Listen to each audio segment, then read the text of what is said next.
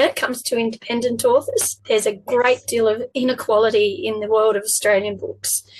And this prevents them from applying for grants, having books stocked in bookstores, and so forth. The list continues. I would put everyone on an even playing field and judge each author and each book based on merit, not whether it's traditionally or independently.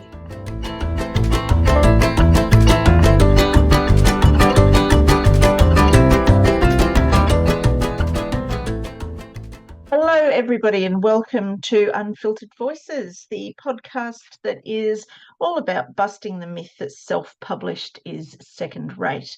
I'm Kelly Nissen. I'm an author coach and a self-published author, and I'll be talking to authors, illustrators, and other self-published industry professionals about their choices, their journeys, and everything in between. So stick around. Today, I'm talking to Susea Spray, author of two picture books, The Big Blue Boat and its sequel, A Day on the Brine.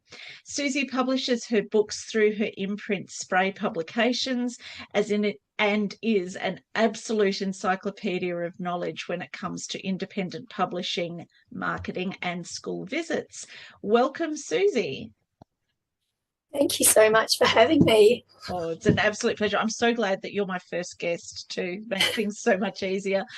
So first of all, can you tell us a little bit more about yourself and your lifestyle, which is something a lot of people wouldn't necessarily have experience with, and this will also, I think, give listeners a little bit more context about your books.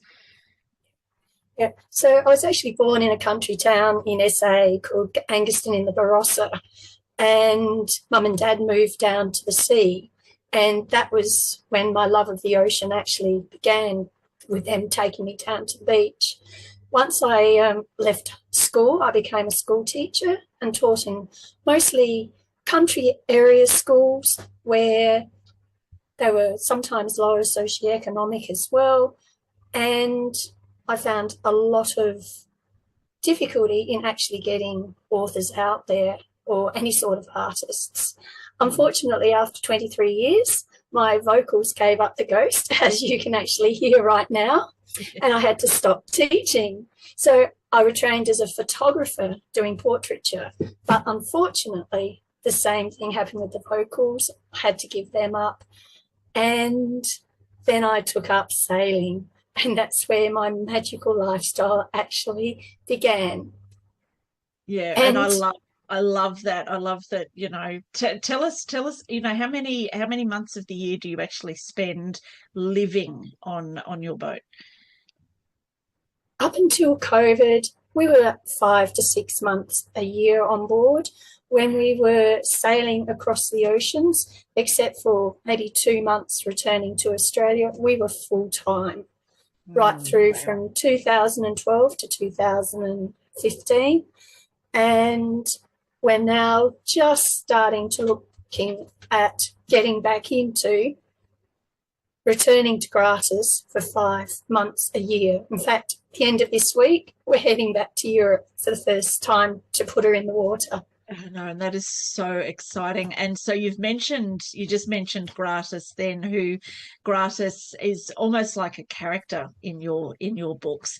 And this question's going to seem a little bit obvious now to people who were listening closely to what you said, but what actually inspired you to start writing? And also too, how did your journey into self-publishing begin? I've always wanted to write, but the words never played. So I just thought it was one of those dreams that was not actually going to happen. We then started sailing, and there's a rhythm when you're on the boat. It's in the boat as it moves, it's in the waves, it's in the weather, it's even in the animals that you see around there. And I think it's just, I somehow have this connection with the rhythm that we get on the water and the rhythm that I have within my body, and it's the rhythm that I actually speak with.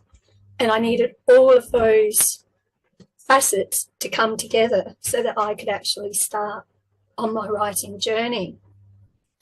with regards to into the publishing, um, I have a granddaughter and she was quite young. And when I went looking for books about boats and sailing with girls for her, basically there was nothing there. The few books that are available are cartoonish, they're make-believe, they're dreams through sleep. There was nothing that was actually realistic that taught children about life on the water and at the same time about sailing boats, because pretty well everything out there is about motoring. Absolutely. And so that's interesting. So with your self-publishing though, why did you decide to self-publish instead of pursuing that, traditional publishing route? Okay. I undertook a massive learning curve as I started researching and learning about traditional versus self-publishing. I don't like that term self-publishing, but enough of that. Another bit about that a bit later. For me, I'm an author and I'm a publisher.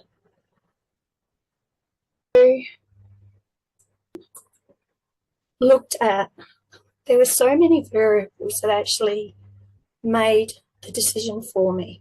One is our lifestyle. I can't be in a specific spot at a specific time. So that was one of the big ones. The other one's my age.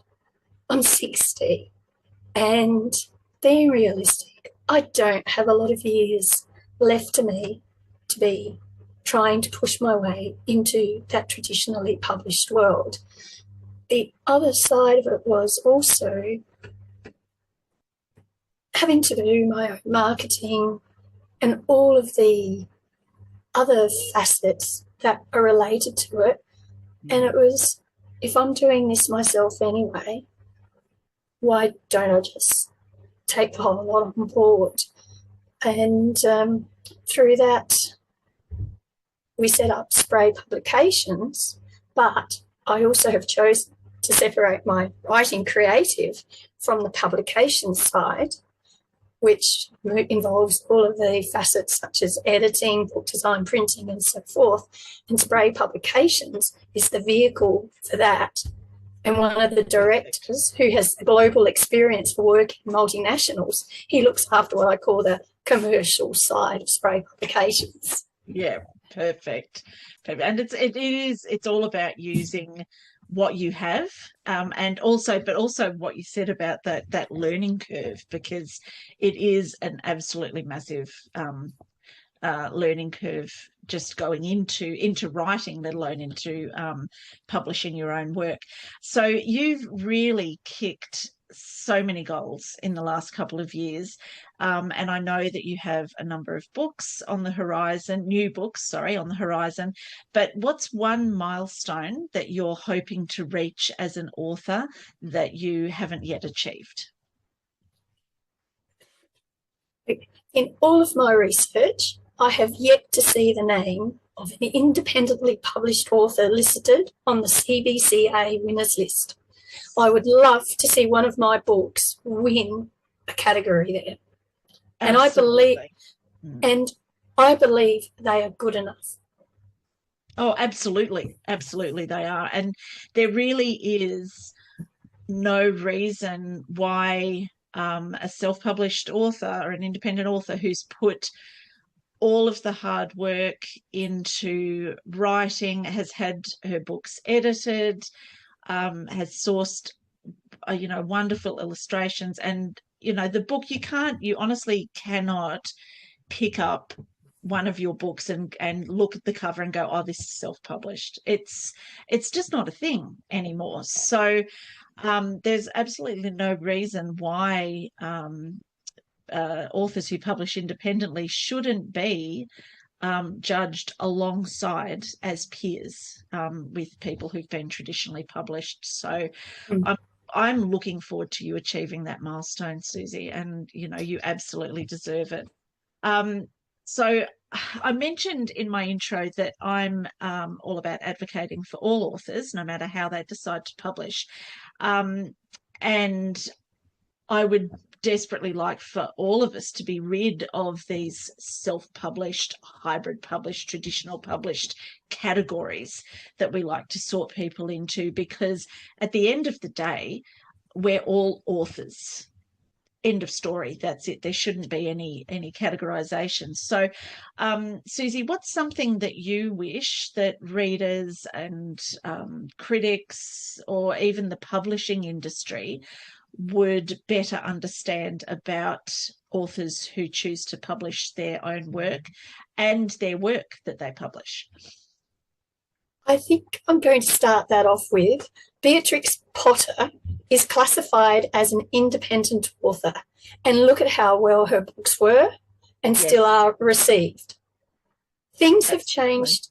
Things have changed a great deal since the independent authors of the 1980s rose to the fore. Yes, there are seriously bad books out there in what is known as the indie world, and I don't classify myself as an indie author. Mm-hmm. But there are also just as many bad ones published by the traditionals. Absolutely.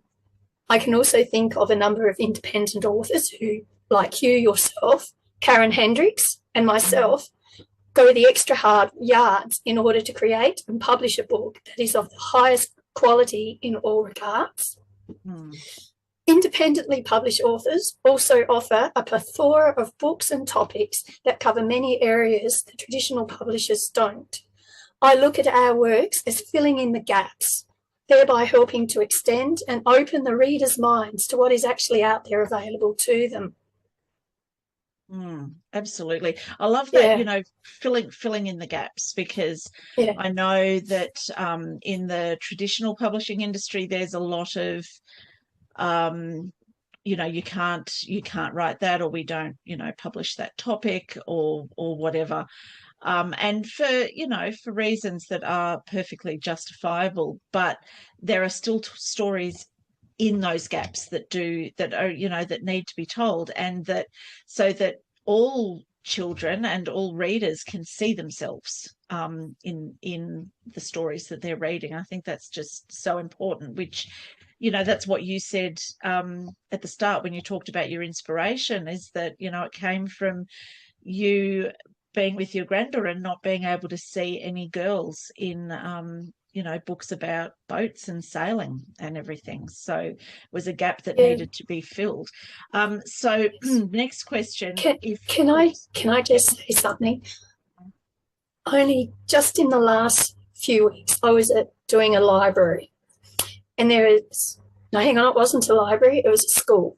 Yep. And this little girl was about 5 years old. And we came to the page in a big blue boat where we've got the captain facing the reader, and the little girl puts up her hand and she says to me, "Why is that a girl?" Oh, wow. And that really hit home. And I think behind everything, that is why I need to write these books. Yes. It's for those children. Absolutely. And in this day and age too, where there's been a lot of effort gone into girls' education with, saying, girls can be anything that they want to be, to think that a 5-year-old still has that attitude. And actually attitude's not the right word, but, still felt compelled to ask that question, in this day and age. So, we really do need to tell these stories and show that, show different sides, and that everybody can be whatever they want to be and do what they want to do. That's right. And that's a great story. It's slightly disheartening, but it's also a great story. It is. Oh, just one more little bit of information that you might like to put somewhere in, whether it's through me or whether it's for you. I actually did some research. To be considered a traditional publisher, you need only have 5 authors contracted to you, which is really what I call a micro publisher. Yes, yeah. Which really isn't much different to what Spray Publications does. So, yeah, absolutely. So I think too, you know, the people look at traditional publishing as big and wieldy, but you know, there are issues there as well, as we've seen recently with, you know, publishing houses closing or losing staff or being consumed by much bigger organizations. So I yeah, think the time is coming actually where we need to redefine what publishing actually looks like for everybody. yes.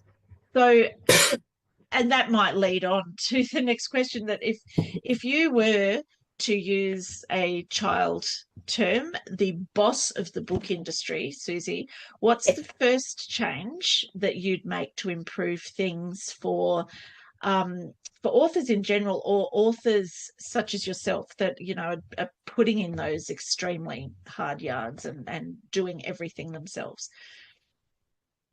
When it comes to independent authors, there's a great deal of inequality in the world of Australian books. Mm-hmm. And this prevents them from applying for grants, having books stocked in bookstores, and so forth. The list continues. I would put everyone on an even playing field and judge each author and each book based on merit, not whether it's traditionally or independently published. Yep, absolutely. And that's just so succinct, and it's really what we need to be all about, isn't it? It's like, yeah, you know, every author, you still, doesn't matter how you publish, you're still going through exactly the same process to write that book, to write that story.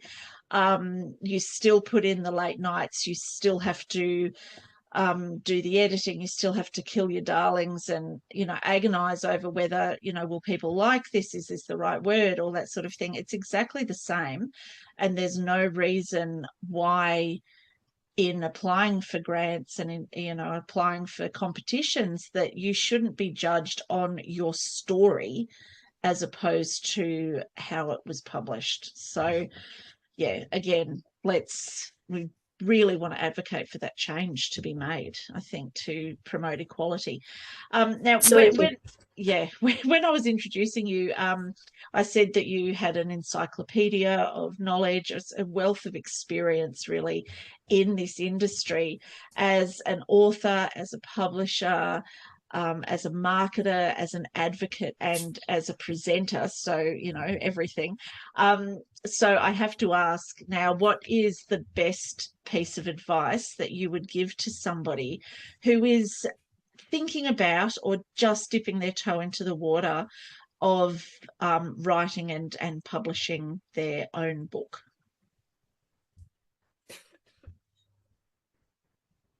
Do your homework, do Yep. it well, and lay the groundwork, even whilst you are writing.